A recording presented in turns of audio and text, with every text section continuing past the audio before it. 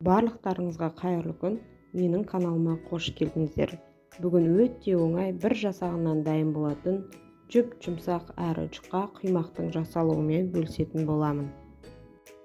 Ең алдымен 3 жұмыртқамызды аламыз.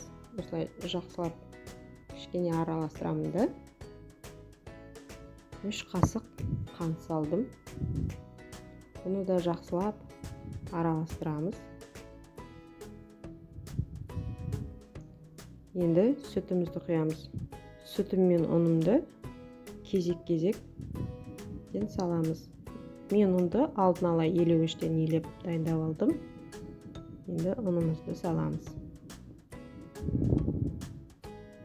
Ұнымыз бен сүтімізді осылай кезектеп салып араластырған кезде бізде ұнымызда ешқандай комок, яғни түйіршік болмайды, біркелкі болып езілетін болады. Енді сүтімізді құямыз. Тағы жақсылап араластырып алып. Енді ұнымызды саламыз. Тағы да жақсылап араластырып аламыз.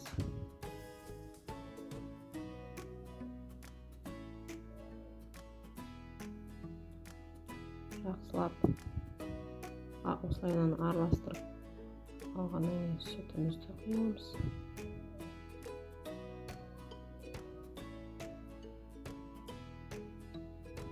Біркелкі болғанша араластырамыз.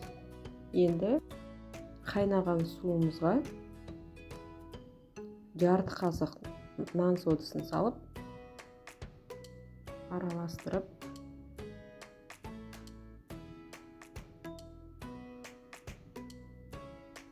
құямыз. Барлығын құйып 10-15 секундтай жылдам араластырып жібереміз.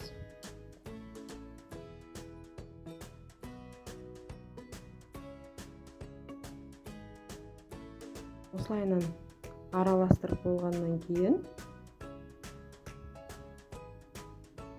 3 қасық сұйық майымызды құйып, тағы да араластырамыз.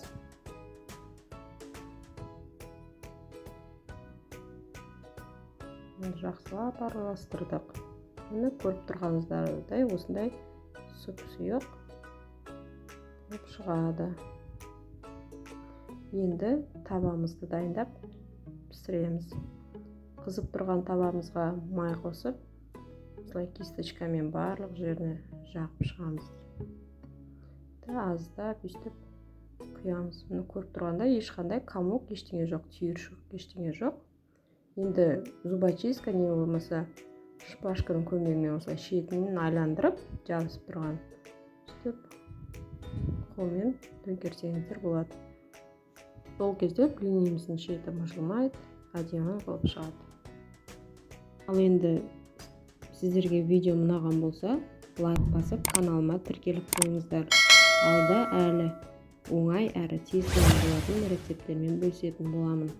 Сіздермен болған Жансая.